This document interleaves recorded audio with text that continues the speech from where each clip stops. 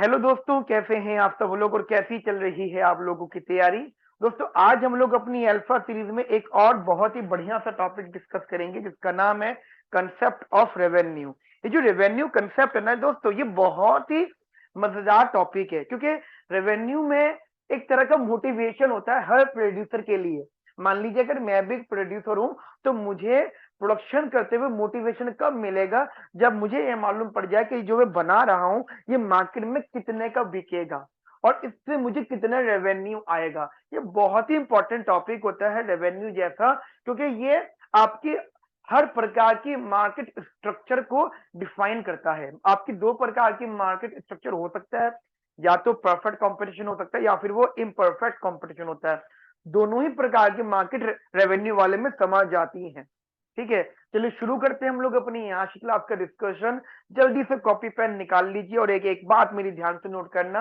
और साथ ही गाइस, अगर ये आप पहली बार हमारी वीडियो को देख रहे हैं तो आप लोगों को बता देता हूं कि हम लोग एक अल्फा सीरीज करवा रहे हैं, जिस सीरीज में हम कंप्लीट माइक्रो इकोनॉमिक्स को बहुत ही मेहनत से बहुत ही बढ़िया तरीके से आपको प्रोवाइड कराएंगे। आपको करना ये है कि हमारे यूट्यूब चैनल पर जाइए, उसके प्लेलिस्ट में आप देखिएगा, आपको वहां पे अल्फा सीरीज माइक्रो इकोनॉमिक्स मिल जाएगी। उस पर आप क्लिक करेंगे तो आपको वहां पे आपके टॉपिक्स की वीडियो मिल जाएंगी। अगर आपको आपके टॉपिक की वीडियो मिल जाती है, जैसे कंज्यूमर थ्योरी, प्रोडक्शन थ्योरी या cardinal theory, ordinal theory, what जो भी आपका टॉपिक है, अगर आपको मिल जाता है तो उस टॉपिक को जरूर देखना, क्योंकि बहुत ही बढ़िया तरीके से पढ़ा रखा है, बहुत ही बढ़िया बढ़िया चीजें हमने वहां पे डिस्कस कर रखी हैं। और अगर चैनल को सब्सक्राइब नहीं करा है तो अभी सब्सक्राइब करिए, वीडियो को लाइक करिए और हाँ, कमेंट जरूर दीजिए। ठीक है, चलो शुरू करते हैं हम लोग अपनी आज की लास्ट का डिस्कशन। देखो, जब हम लोग बात करते हैं रेवेन्यू की, तो रेवेन्यू का मतलब होता है कि हमारी मार्केट में अगर हमने कोई भी कमोडिटी बनाई है, जैसे हमने कमोडिटी एक्स बनाई है और उसकी कुछ क्वांटिटीज है, जैसे ये कमोडिटी एक्स है, जो पेन है ये कमोडिटी एक्स है और इसकी कुछ क्वांटिटीज है, तो ये मार्केट में सेल आउट हो रही है। जैसे मैं ये 5 पेन लेकर आया हूँ, तो ये जो है ना, इस पेन की 5 क्वांटिटी है। ठीक है, अब बात ये आती है कि एक पेन बिकेगा कितने का। मैं कहता हूँ जो पर पेन बिक रहा है वो 20 रुपए का बिक रहा है, एक पेन जो है वो 20 रुपीज का बिक रहा है और मैं 5 पेन लेकर आ रहा हूँ, तो मैं सामने वाले बंदे को कितने पैसे दूंगा? 100 रुपए दूंगा। तो ये जो 100 रुपए है ना, ये सामने वाले पर्सन का टोटल रेवेन्यू है। This is the total revenue जो मैं उसको दे रहा हूँ और वो इसी चीज के लिए काम कर रहा है। समझ में आई ये मेरी बात आप लोगों को? तो टोटल रेवेन्यू का मतलब हो जाता है price of the commodity multiply by the quantity, how much the quantity which is sold in the market. Clear हुई मेरी बात आप लोगों को? तो टीआर का फॉर्मूला हो जाता है पी इंटू क्यू। मान लीजिए आप टीआर को ऐसे लिख लेते हैं जनरली, ठीक है। तो टीआर का फॉर्मूला होता है पी मल्टीप्लाई बाय क्वांटिटी। अब यहाँ पे एक बहुत इंपॉर्टेंट इंफॉर्मेशन आती है, that is what about the price. अभी प्राइस जो होता है वो दो प्रकार का होता है। अभी के लिए मैं एक स्टैंडर्ड इंफॉर्मेशन मान लेता हूँ, वो जो दो प्रकार है वो बाद में देखते हैं, लेकिन अभी के लिए हम लोग स्टैंडर्ड इक्वेशन मान लेते हैं। हम ये मान लेते हैं कि जो प्राइस होता है वो क्वांटिटी का फंक्शन होता है। We just assume that the price is a function of the quantity, right. वो आगे चल के अपने आप जो है डिवाइड हो जाएगा। ठीक है, मॉडल अपने आप जो है वेरी कर जाएगा आगे चलकर, लेकिन अभी इनिशियली हम लोग जो है क्वांटिटी का फंक्शन मान लेते हैं। और वो भी हम कैसा मानेंगे? लॉ ऑफ डिमांड वाला। देखिए, लॉ ऑफ डिमांड का मतलब होता है there is a inverse relationship between price and the quantity. ये जो मैंने क्वांटिटी के नीचे थोड़ा सा छोटा सा माइनस लगाया है, इसका मतलब है कि अगर क्वांटिटी ज्यादा मतलब अगर क्वांटिटी बढ़ेगी तो प्राइस कम ही होगा। ठीक है, ये लॉ ऑफ डिमांड होता है। तो दैट इज, हम एग्जांपल मान लेते हैं कि ये आपका स्टैंडर्ड अजम्पशन है। आगे चल के इसको हम थोड़ा सा जो है बदलेंगे। ठीक है, और जैसे अभी हम और आगे पढ़ेंगे तो टॉपिक आएगा मार्केट स्ट्रक्चर, जो कि बहुत ही इंपॉर्टेंट है आपके एग्जाम पॉइंट ऑफ व्यू से। उसमें दो चीजें, दो तरह की मार्केट्स की बात करते हैं। एक होता है परफेक्ट कॉम्पिटिटिव मार्केट और एक होता है इम्परफेक्ट कॉम्पिटिटिव मार्केट। तो वो मैं यहाँ पे दोनों के नाम इस्तेमाल जरूर करूंगा, बट हाँ, डिटेल में हम लोग आगे चल के पढ़ेंगे जब हम लोग मार्केट स्ट्रक्चर की बातें करेंगे। ध्यान रखना, इकोनॉमिक्स में यही बहुत अच्छी बात भी मानी जाती है और बुरी बात भी मानी जाती है कि कनेक्टेड होती है। ये कनेक्टेड होती है, ये आपको बांधे रखती है पुराने टॉपिक से। ऐसा कभी भी नहीं होगा कि आपने आज एक टॉपिक पढ़ रहे हो और पुराने वाले टॉपिक से इसका कोई नाता नहीं है, नहीं, ऐसा नहीं होता। रेयर टू रेयर चांस है, लेकिन वहां पर भी हम पुराने वाले टॉपिक्स का इस्तेमाल जरूर ही करते हैं। ठीक है, तो एक तो हो गया ये हमारे पास टोटल रेवेन्यू। और टोटल रेवेन्यू जनरली मैं आपको थोड़ा सा अगर समझाऊं तो price is a function of quantity into quantity. तो ये अब लीनियर फंक्शन तो रहा नहीं, आप समझ पा रहे हो ना। एक तो प्राइस है, वो भी क्वांटिटी का फंक्शन है, और मैं क्वांटिटी से मल्टीप्लाई कर रहा हूं। तो ये तो बात कंफर्म है कि ये अब एक लीनियर फंक्शन तो रहा नहीं। It is not a linear function, है ना, ये एक लीनियर फंक्शन नहीं रहा। हाँ, कुछ सिचुएशंस होंगी, आगे चल के बात करूंगा कि ये लीनियर कब कब बनता है। अभी वाला तो बिल्कुल भी नहीं है, अभी जो मैं बात कर रहा हूं। चलिए एक जनरलाइज फॉर्म में बात करते हैं। अगर मैं बात करूं कि मार्जिनल रेवेन्यू का मतलब हो जाता है कि अगर मार्केट में कोई भी प्रोड्यूसर कुछ क्वांटिटी को एक्स्ट्रा बेच रहा है, तो उन एक्स्ट्रा चीजों को बेचने से उसे कितना एडिशनल रेवेन्यू मिल रहा है। दैट मीन व्हाट, अगर मैं आपसे बोलूं change in total revenue with respect to change in the quantity, ये फॉर्मूला होता है जो चेंजेस को बताता है कि हमारी टोटल रेवेन्यू में कितना चेंज आ रहा है अगर हम क्वांटिटी को थोड़ा बहुत चेंज करते हैं। जो लोग मैथमेटिकल बैकग्राउंड से हैं, ध्यान रखना, मैथ्स की एक डेफिनेशन होती है, वो आप लोगों को मालूम होनी चाहिए। मैं हमेशा से बताता हूँ, मैथ्स की फुल फॉर्म होती है मेरी आत्मा तुम्हें हमेशा सताएगी। तो जिन लोगों को मैथ की आत्मा अभी भी सता रही है वो मुझे कमेंट सेक्शन बता दें कि सर हमें मैथ की आत्मा सता रही है। तो जिन जिन टॉपिक्स पे वो सता रही है उन टॉपिक्स पे हम जो है एक यज्ञ करेंगे, और वो सारी सारी की जो आत्मा है वो उनको मुक्ति मिल जाएगी। यानी ये कुछ आत्माओं को मुक्ति नहीं मिली है, ठीक है, मैथ की बात कर रहे हैं हम लोग यहाँ पे। ये चीज मैं आपको बता रहा हूँ, थोड़ी सी मैथ को स्ट्रॉन्ग करना पड़ेगा आपको। अगर मैथ स्ट्रॉन्ग नहीं है, पार्ट ऑफ द जोक, अगर मैथ स्ट्रॉन्ग नहीं है तो आप मुझे प्लीज कमेंट सेक्शन में बताइए कि सर ये टॉपिक हमें नहीं समझ में आया। मतलब ये नहीं बताने के बाद वीक है, ऐसे तो दुनिया भर की मैथ है। आप मुझे बताना सर ये इस क्लास में ये पर्टिकुलर टॉपिक नाम लिख के बताना, ये वो मिनट वाला जो है मेजर ड्यूरेशन करके दे देना कि ये सर यहाँ से लेकर यहाँ तक मुझे समझ में नहीं आया क्योंकि वो मैथमेटिकल टर्म आ गया।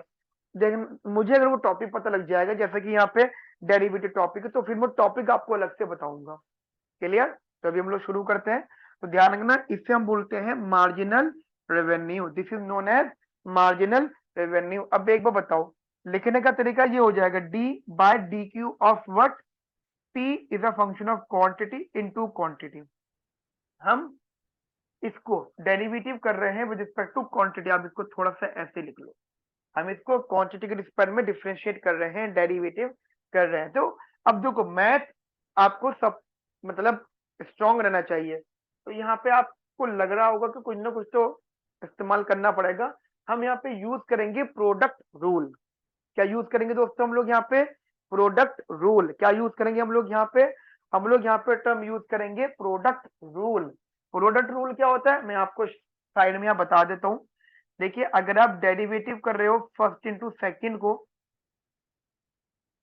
विद रिस्पेक्ट टू एनीथिंग, तो ये आ जाएगा first derivative of second plus second derivative of first. मतलब ये विद रिस्पेक्ट टू कुछ भी हो सकता है, वो क्वांटिटी हो सकता है, वो टाइम हो सकता है। तो first derivative second plus second derivative first. तो लिखने का तरीका क्या होगा? मान लीजिए ये फर्स्ट है, ये सेकेंड है, ये आ गया first derivative of second plus second derivative of first. ठीक है, तो देखो ये तो ये कट जाएगा, ये बचेगा आपका p which is a function of q plus का q दैट दिस। ठीक है, तो ये जो वैल्यू आई है मेरे पास, ये आई है हमारी mr वैल्यू। सबसे पहले आप इसको यहां तक बढ़िया तरीके से नोट करिए, ये हमारी mr वैल्यू है। mr की फुल फॉर्म होती है मार्जिनल रेवेन्यू। मार्जिनल रेवेन्यू का मतलब होता है कि प्रोड्यूसर कितना एडिशनल रेवेन्यू जनरेट कर रहा है after selling one additional unit of the good. ठीक है, ये बात ध्यान रखना, यहाँ पे गुड्स नहीं है, यहाँ पे ओनली गुड है। यहाँ पे कॉमोडिटीज नहीं, यहाँ पे only commodity, we are talking about only one commodity, और उसी कॉमोडिटी की क्वांटिटीज की बात चल रही है। अभी हम लोग इनिशियल लेवल पे हैं, तो हम इसको इस तरीके से समझ सकते हैं, ठीक है। आप पहले इसको इंपॉर्टेंट लेवल पे नोट करिए, ये बहुत इंपॉर्टेंट बात है, ठीक है। जल्दी से इसको कॉपी में छाप लीजिए और ये फॉर्मूला भी नोट करिएगा, ठीक है। चलिए मैं इसको रफ कर देता हूँ, एक एक चीज को मैं सारा का सारा रफ कर देता हूँ यहाँ से, आपने नोट कर लिया होगा। ये इक्वेशन थोड़ा माइंड में रखना, इस इक्वेशन से हम शुरुआत करेंगे अपनी बातों की। चलिए मैंने रफ जरूर कर दिए, बट मुझे तो याद है इक्वेशन, इक्वेशन क्या है। तो हम यहाँ पे बात करेंगे, that is M R is equal to P which is a function of q plus का Q DP by D Q of p is a function of q. देखो ये आपका एम आर का फॉर्मूला है। अब हम इसको थोड़ा सा ऐसे समझ लेते हैं, इसको थोड़ा ऐसे लिख लो। ये जो टर्म है ना, ये वाला टर्म, इसको जरा मार्क कर लेते हैं। ये जरा टर्म यहाँ लिखो और इसका मतलब बताओ मुझे क्या है। इसका मतलब ये हो गया कि आपके प्राइस में क्या चेंज आ रहा है अगर आप कुछ क्वांटिटी में बदलाव करते हो। मैं फिर रिपीट कर रहा हूं, आपके प्राइस में क्या बदलाव आ रहा है आप अगर अपनी क्वांटिटी में कुछ थोड़ा बहुत बदलाव कर रहे हो। अब यहाँ पे दो बातें सोचेंगे।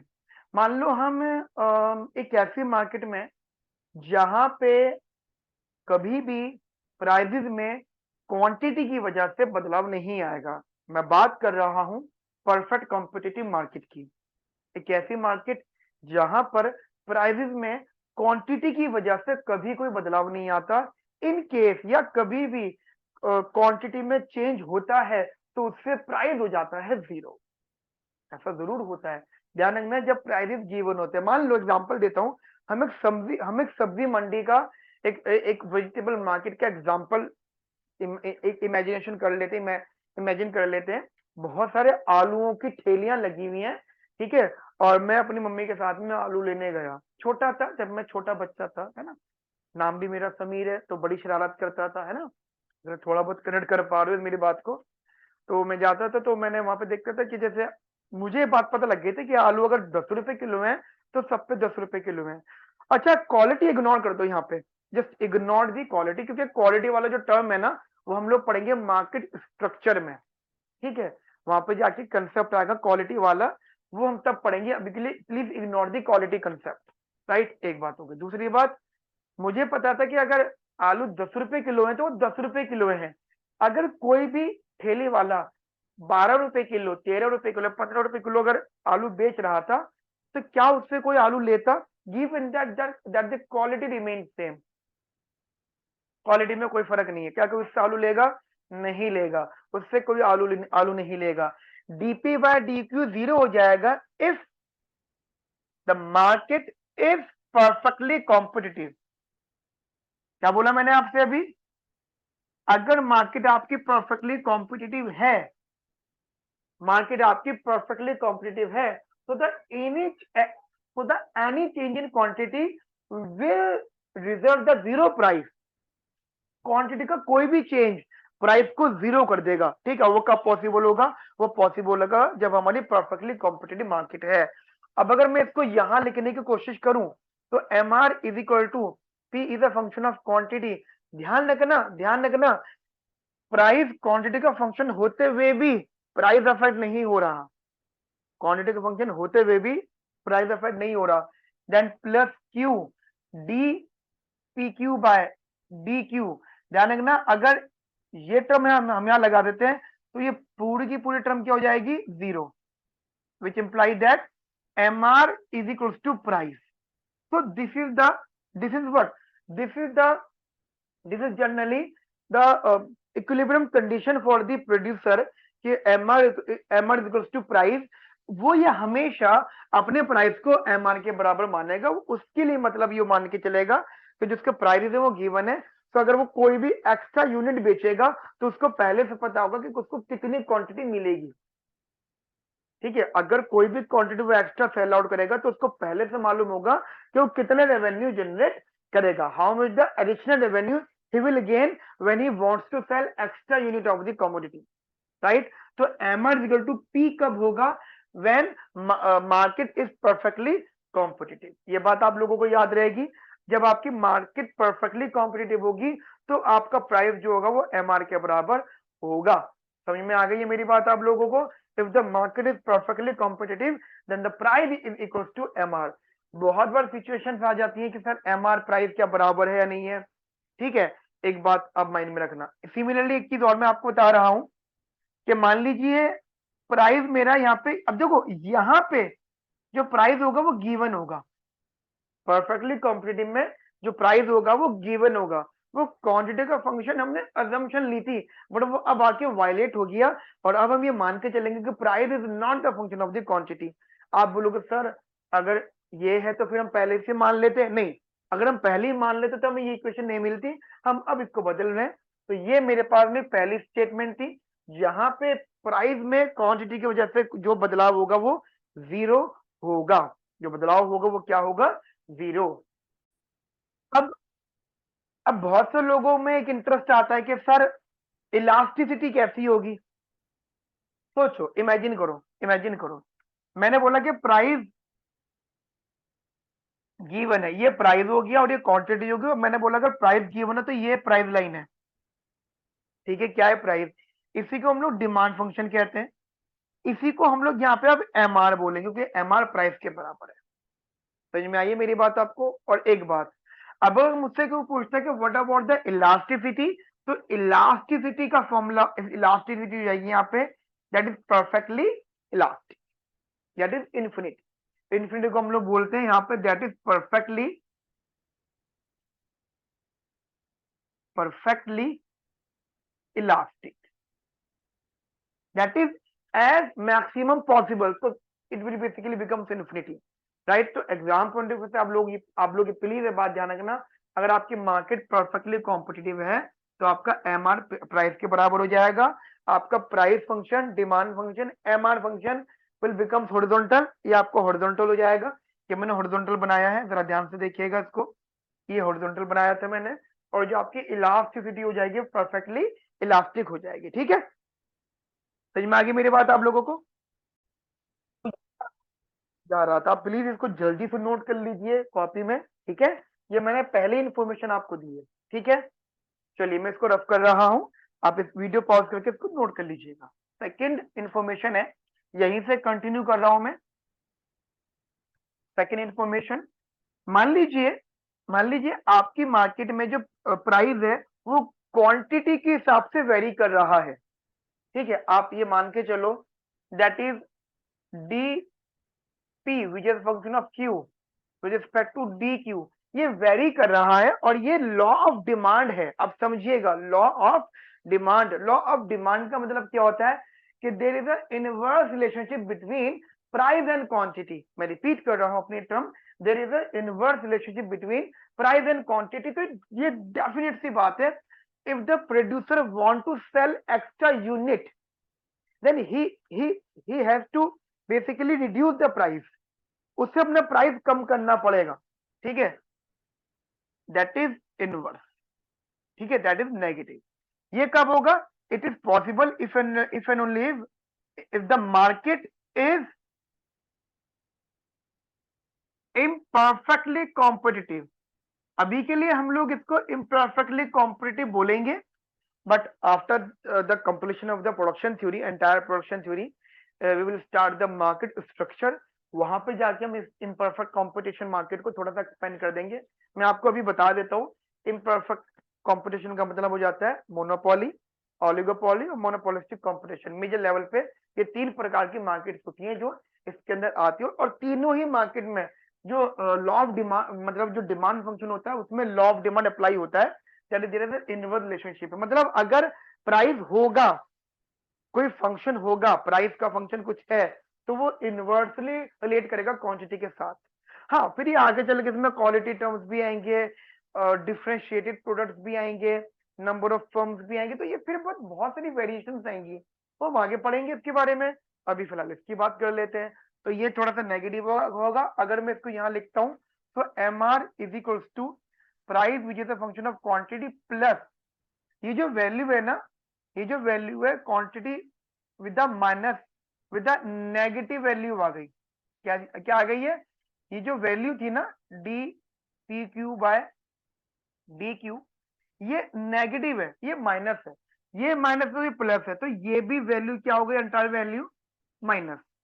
अब एक बार बताओ, ये नेगेटिव वैल्यू हो गई, ठीक है, ये नेगेटिव वैल्यू है, प्राइस में हम एक नेगेटिव वैल्यू को ऐड मतलब एडजस्ट कर रहे हैं, प्राइस में से कुछ माइनस हो रहा है, तब जाके वो एमआर के बराबर हो रहा है। इसका मतलब क्या है? ये सिंपलीफाई करेगा कि जो प्राइस होगा वो मार्जिनल रेवेन्यू से ज्यादा होगा। समझ में आइए मेरी बात आप लोगों को, कि जो प्राइस होगा वो मार्जिनल रेवेन्यू से ज्यादा होगा। अभी ये बात आपको और अच्छे से समझ में आएगी जब मैं आपको इसका डायग्राम भी बताऊंगा, और जानबूझ के मैं थोड़ा सा आसान करने के लिए लीनियर डायग्राम भी बनाऊंगा, कॉनकेव भी बनाऊंगा, कॉन्वेक्स भी बनाऊंगा। तो ये चीज ध्यान रखना, अगर अगर यहाँ पे लॉ ऑफ डिमांड अप्लाई होता है, मतलब ये कंफर्म हो जाता है कि मार्केट आपकी इम्परफेक्टली कॉम्पिटिटिव है, तो आपको जो प्राइस होगा वो एमआर से ज्यादा होगा। इसको आप जनरली ऐसा मान लीजिए, पहली बात तो ये रहेगा कि price is a function of quantity, where price is not given, price is set by the market. Repeat myself again, price is not given, also price is set by the market. यानी कुल मिला के यहाँ पे market power apply होगी। अब वो market power generally आगे जब हम पढ़ेंगे मोनोपोली, ऑलिगोपोली, मोनोपोलिस्टिक कंपटीशन, वो हर प्रकार की यहाँ पे बातें होंगी। ये बात मेरी आपको समझ में आ गई? ठीक है, डायग्राम अभी बताऊंगा मैं आपको। डायग्राम से पहले मैं जरा कुछ कंसेप्ट और बता देता हूं। अच्छा, एक बात तो ये थी, दूसरी चीज आगे आ जाती है, तो what about the elasticity. Basically elasticity हमारी यहाँ पे क्या होगी? ध्यान रखना, यहाँ पे जो इलास्टिसिटी होगी that is generally more than one होगी, नो डाउट इन्फिनिट से कम होगी। मतलब इनफाइनाइट तो नहीं होगी, इन्फिनिट से कम होगी, बट वो एक से ज्यादा होगी, तो इसलिए हम इसे कह देते हैं दैट इज मोर इलास्टिक, यानी इलास्टिक सिचुएशन। ठीक है, चलो अभी हम इसके बारे में और बातें करेंगे, पहले अब इसको नोट कर लीजिए। तो अभी हम जो बात कर रहे हैं that is equation of MR. ठीक है, तो एमआर की इक्वेशन आपके सामने लिखी हुई है, that is MR is equal to price which is a function of quantity plus Q into DP by D Q. Right. अच्छा, अब देखो, अब समझना इस बात को, जैसे कि आपके सामने ये इक्वेशन दे रखी है, अब हम इसे थोड़ा सा मॉडिफाई करेंगे। यानी टॉपिक जो अभी हम लोग डिस्कस करने वाले हैं जिसका नाम है इनवर्स इलास्टिसिटी। अब जब इलास्टिसिटी वर्ड आया है, इसका मतलब यह है कि हमें अपनी एमआर की इक्वेशन में इलास्टिसिटी इक्वेशन लेकर आनी है। जरा ध्यान से देखना, एक टेक्निकल चीज यहाँ पे मैं यूज करूंगा, दैट इज अगर मैं यहाँ पे P इंटू क्यू, मतलब P क्यू से मल्टीप्लाई कर दूं और P which is function of Q से डिवाइड कर दूं। आप बोलो सर ऐसा क्यों कर रहे हो आप? जरा ध्यान से देखना, जैसे कि ये MR है, मैंने क्या करा, P which is function of Q common ले लिया, यहाँ बचा 1, that is Q into DP by DQ, और डिनोमिनेटर का P which is function of Q यहाँ बच गया। तो आप ये देखेंगे तो कि P is a function of Q common आ गया, मुझे मतलब यहाँ से P और P कॉमन लेना था, इसलिए मैंने P से मल्टीप्लाई करा, P से डिवाइड किया। अब आपके दिमाग में आ रहा होगा सर इस चीज का इक्वेशन का इस्तेमाल क्या होगा? देखिए, आप सबको पता है इलास्टिसिटी का फॉर्मूला होता है D Q by D P into P by Q, ये हमारा फॉर्मूला होता है इलास्टिसिटी का।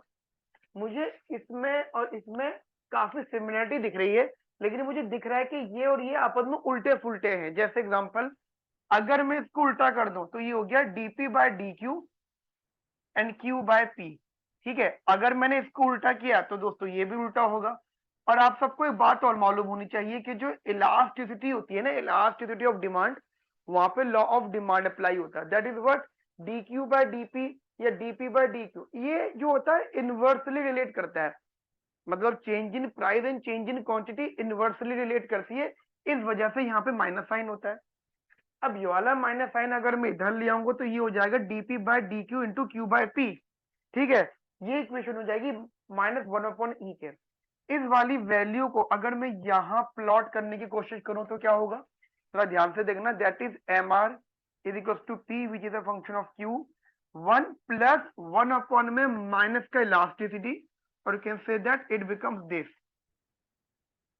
1 - 1 में ई, ठीक है। तो ये आपका इलास्टिसिटी बन गया, यानी अब हमारा जो फॉर्मूला है वो एम आर दो चीजों का फंक्शन बन गया, एक तो बन गया प्राइस का और एक बन गया इलास्टिसिटी का। अब देखने वाली बात ये है कि जो एम आर होता है, जनरली देखो एम आर की एक खासियत होती है कि एम आर एक तो डाउनवर्ड स्लोपिंग होगा, तो आपको पता है क्योंकि टोटल रेवेन्यू इंक्रीजिंग है और प्राइस जो कि क्वांटिटी का फंक्शन है वो इनवर्सली रिलेटेड है क्वांटिटी से, तो ये तो बात कंफर्म है कि जो एम आर होगा वो डाउनवर्ड स्लोपिंग होगा, ये कंफर्म है। लेकिन उसके भी डाउनवर्ड स्लोपिंग होने की 3 स्टेजेस होंगी। एक तो उसका पॉजिटिव होना, जैसे जैसे मैं आपको एग्जांपल दूं कि हमारा जो एम आर होता है, लेट टेक एन एग्जांपल, एक एग्जांपल लेके बात करते हैं, अदरवाइज इसकी मेन बातें हम लोग अभी करेंगे। तो मान लीजिए हमारा प्राइस है और ये क्वांटिटी है, ठीक है, और मेरे पास टी आर का फॉर्मूला होता है पी इंटू क्यू, मतलब P is a function of Q into Q. वैसे जो एम आर होगा वो भी जनरलाइज फॉर्म में होगा, तो ये एम आर की इक्वेशन, लेकिन मैं आपको जनरलाइज फॉर्म में बताऊं कि ये भी क्यू का फंक्शन होगा जो कि इनवर्सली रिलेटेड होगा। सोचो अगर T R total revenue quantity के इनवर्सली रिलेटेड है, आप समझ सकते हैं, क्योंकि प्राइस इनवर्सली रिलेटेड है, ऐसी एम आर भी होगा, ठीक है। तो ये आपको हो गया आपका एम आर। तो एम आर की 3 सिचुएशन है, एक सिचुएशन ये है कि एम आर पॉजिटिव है, एक सिचुएशन ये है एम आर 0 है, और एक सिचुएशन ये है जहाँ पे एम आर आपका नेगेटिव। तो we have basically facing 3 situations और 3 stages of the M R. M R आपका पॉजिटिव भी हो सकता है, जो कि हर हर प्रोड्यूसर चाहता है कि वो जो भी कमोडिटी बेच रहा है उस कमोडिटी का marginal revenue, you know what do mean by marginal revenue, that ये अगर क्वांटिटी एक्स्ट्रा बिकेगी तो इस एक्स्ट्रा बिकने से एक्स्ट्रा रेवेन्यू कितना आएगा, that is additional revenue. And each and every producer just want what, वो ये चाहता है कि उसका हमेशा जो रेवेन्यू हो वो पॉजिटिव हो, वो चाहता है। लेकिन देखने वाली बात क्या है कि उसकी चाहत और एक्चुअल कैलकुलेशन क्या दोनों चीजें सट बैठती हैं, कैसे समझिएगा।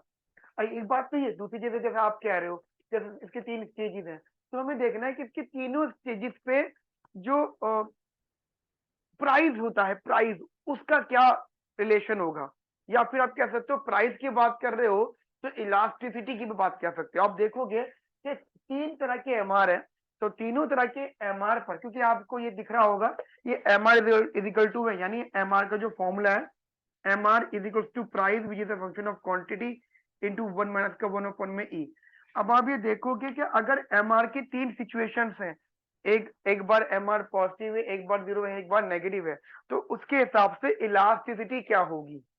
so this is the mainly a relationship between MR and inverse elasticity। देखो ना इलास्टिसिटी डिनोमिनेटर में है, समझ में आई मेरी बात, क्लियर है। अब यहाँ पे मैं 3 सिचुएशंस लूंगा, एक बार जरा बोर्ड में रफ कर देता हूँ। पहले आप देखो ये जो चीजें मैंने आपको बताई है ना, इनको जरा समझ लो इस वाली बात को भी। चलो वैसे स्पेस है मेरे पास, मैं पहले एक सिचुएशन लेता हूँ कि जैसे इलास्टिसिटी, अच्छा इलास्टिसिटी कितने प्रकार की होती है, 5 प्रकार की होती है। एक होती है परफेक्टली इलास्टिक जो कि इन्फिनिटी होती है, एक होती है परफेक्टली इन इलास्टिक जो कि 0 होती है, एक होती है इलास्टिक जो कि हमारी मोर इलास्टिक जिसे आप कह सकते हो जो कि हमारी मोर देन 1 होती है, एक होती है लेस इलास्टिक जो कि हमारी लेस देन 1 होती है, एक होती है यूनिटरी इलास्टिक जो कि हमारी 1 होती है। तो हमारे पास 5 तरह की इलास्टिसिटीज होती हैं। इन पांचों इलास्टिसिटीज में से मैं परफेक्ट वाली इलास्टिसिटी हटा दूंगा, परफेक्टली इलास्टिक और परफेक्टली इन इलास्टिक। वो क्यों हटाई जा रही है, क्योंकि उनका रीजन क्या होता है, जो परफेक्टली इलास्टिक होता है वो परफेक्ट कंपटीशन की बात होती है, वहां पे price is given, price is not a function of quantity, और हम लोग यहाँ पे assumption क्या लेकर चल रहे हैं, price is a function of quantity. Similarly जो परफेक्टली इनइलास्टिक होती है वहां पर quantity is not a function of price, यानी वही बात उससे भी मैं हटा रहा हूं, क्योंकि now quantity is also the function of price. अगर क्वांटिटी के वेरी करने से प्राइस बदलेगा, वैसे प्राइस के बदलने से क्वांटिटी भी बदलेगी। So there is a relationship between price and quantity.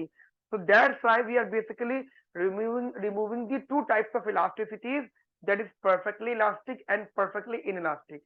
अगर एग्जाम में पूछा जाए काहे को क्यों ऑब्जेक्टिव क्वेश्चन तो ध्यान रखना, price is not given price is a function of quantity, so that we are removing the perfectly elasticity and perfectly inelastic elasticity. Clear? ये मेरी बात आपको समझ में आ गई बढ़िया तरीके से? चलो अब आगे बात सुनना ध्यान से। मान लीजिए इलास्टिसिटी जो है 1 के बराबर है, जिसे हम कहते हैं यूनिटरी इलास्टिक। ठीक है, तो अब देखिएगा which imply that M R is equals to price into 1 minus का 1 अपॉन में ई था, ई की जगह 1 कर दिया, ये 1 माइनस 1 0 हो गया, तो which imply that M R is equals to 0। यानी जब इलास्टिसिटी 1 होगी तो एम आर 0 होगा, यानी इस वाले पॉइंट पे इलास्टिसिटी क्या होगी? 1। समझ में आई मेरी बात? when elasticity is 1 then mr is equals to 0। Clear? बढ़िया तरीके से। Second statement, when elasticity is more than 1, that is let's suppose मान लो इलास्टिसिटी आपकी 2 है,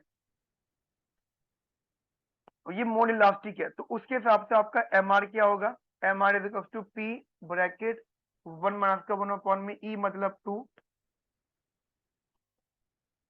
तो 1 माइनस का 0.5। ठीक है, ये 0.5 प्राइस। देखो एम आर जो है वो आ गया 0.5 इंटू प्राइस। अब प्राइस तो हमेशा पॉजिटिव होगा, प्राइस तो कभी नेगेटिव नहीं हो सकता, तो ये वैल्यू हमेशा आपको पॉजिटिव आंसर देगी। इसका मतलब आपका एम आर पॉजिटिव है। यानी ये वाला जो एरिया है ये कौन सा वाला एरिया है?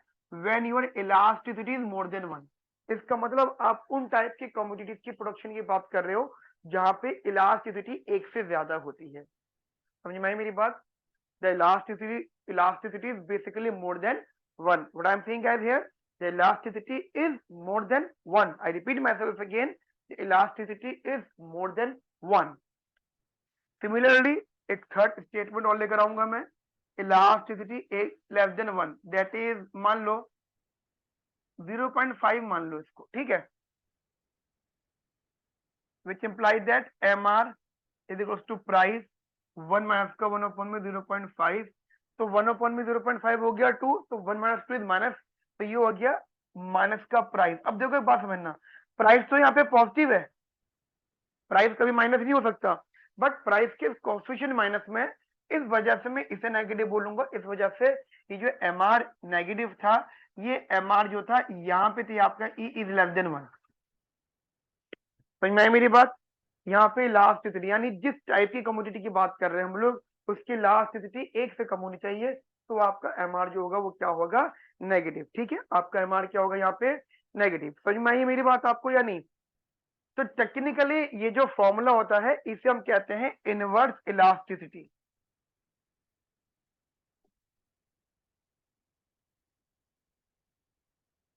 ठीक है, क्या कहते हैं इसे हम लोग? Inverse elasticity. क्या बोलते हैं इसे हम लोग? इसे हम कहते हैं इनवर्स इलास्टिसिटी। जल्दी से कॉपी में छाप लीजिए, बहुत ही बढ़िया टॉपिक है ये, एग्जाम पॉइंट ऑफ व्यू से बहुत इंपॉर्टेंट है। ठीक है, अब हम बात करेंगे कुछ कर्व्स की, डायग्राम की, एमआर और एआर का डायग्राम। एआर मतलब प्राइस होता है, जल्दी से इसको छाप लीजिए। ठीक है, मैं इसको रफ कर देता हूँ, वीडियो पॉज करके लिख लेना इसको। ठीक है, अब हम बात करेंगे कुछ डायग्राम्स की जो एग्जाम पॉइंट ऑफ व्यू से काफी इंपॉर्टेंट है, एमआर और एआर का रिलेशनशिप। लेकिन उनके डायग्राम में भी काफी ज्यादा इंटरेस्टिंग चीजें होती हैं। जैसे मैं आपको एक बड़ा प्यारा सा एग्जांपल समझाऊंगा, अब जरा ध्यान से देखिएगा।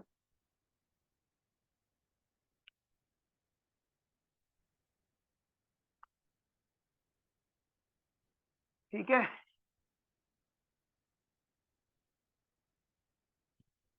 तो बेसिकली जैसे मैंने बोला M R and A R, जैसे हमारे पास टी आर का फॉर्मूला था पी इंटू क्यू।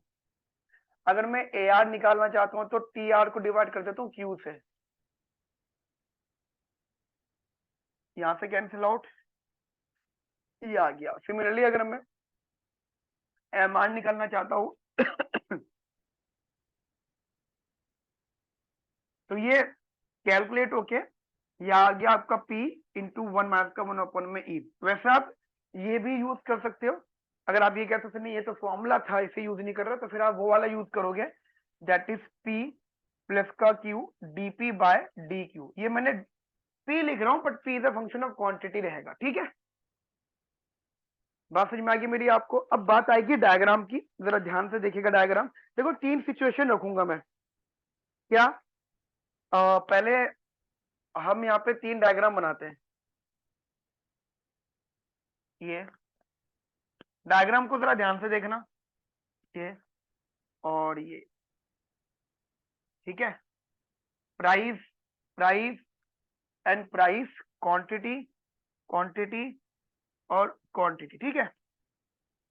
अच्छा, अब मान लो लेट सपोज मैं प्राइस एज्यूम कर लेता हूं, मान लो प्राइस को मैंने ए मान लिया, तो ये हॉरिजॉन्टल आ गया, ठीक है। तीन डायग्राम समझाऊंगा। अब तीनों डायग्राम में खास बात क्या होगी, जनरल लेवल पे आप जरा ध्यान से समझना, बहुत ज्यादा इंपॉर्टेंट लेवल पे। अगर मैं बात करता हूँ M R and A R का रिलेशनशिप, तो दो तरह की बातें होंगी। जैसे अगर M R A R linear है, पहली statement, if M R and A R are linear, linear का मतलब आप समझ सकते हो स्ट्रेट डाउनवर्ड। तो मान लीजिए ये आपका ए आर है। अच्छा, ए आर जहां पे कट कर रहा है उसको मान लो आप पॉइंट सी, और इसका हाफ पॉइंट मान लो यहाँ पे बी, तो जो एम आर होगा वो बिल्कुल हाफ पे कट करेगा यहाँ पर, राइट।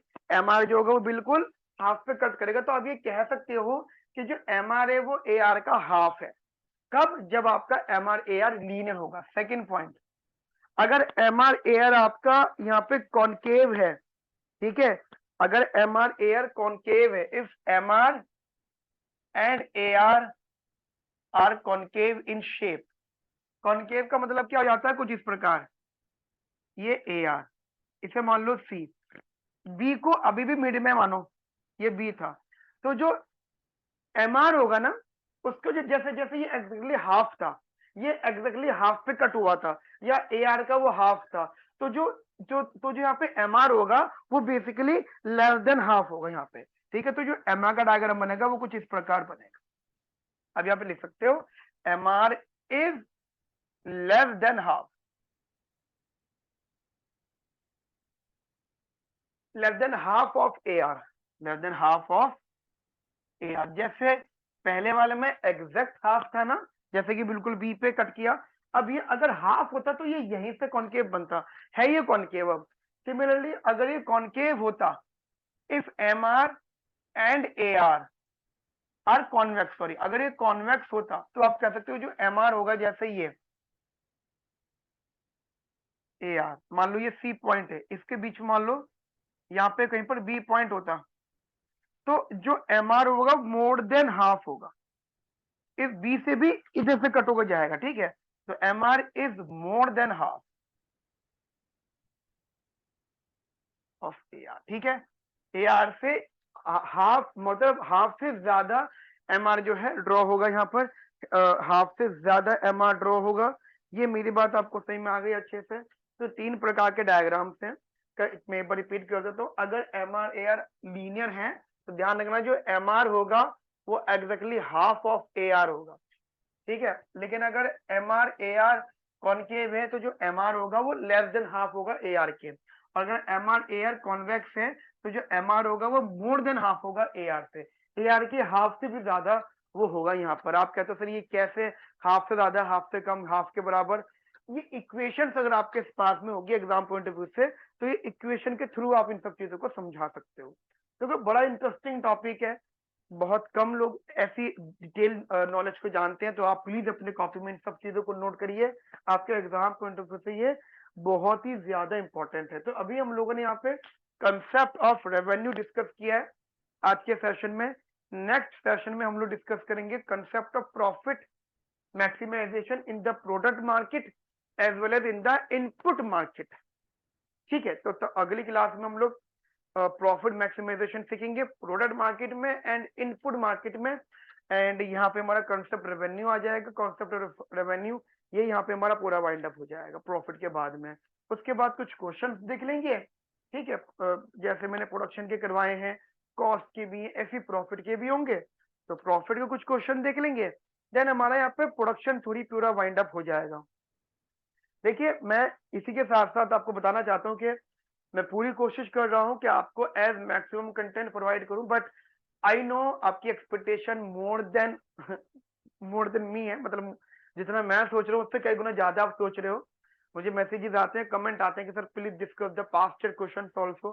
तो आई विल ट्राई कि मैं जितना मैक्सिमम कर सकता हूँ चीजें, ठीक है। And secondly it all such thing depends on you, कितना आप मुझे मोटिवेट कर पाते हैं, व्यूज कितना बढ़ते हैं, सब्सक्राइबर्स कितना बढ़ते हैं, लाइक्स कितना बढ़ते हैं। क्योंकि अगर हमें वहां से मोटिवेशन मिलेगा तो डेफिनेटली हम इस पर और ज्यादा ज्यादा काम करेंगे। अब हमने थोड़ी सी फ्रीक्वेंसी पहले के मुकाबले बढ़ा दी है, एंड आगे आने वाले टाइम में हम लोग फिर और फ्रीक्वेंसी बढ़ाएंगे और वैरायटीज लेकर आएंगे, ठीक है। तो जितना हो सकता है एग्जाम तक फिर डिस्कस करेंगे, आगे फिर हम लोग और जो है डिस्कस करेंगे, ठीक है। मिलते हैं नेक्स्ट सेशन में। Have a nice day, thank you, bye bye, take care.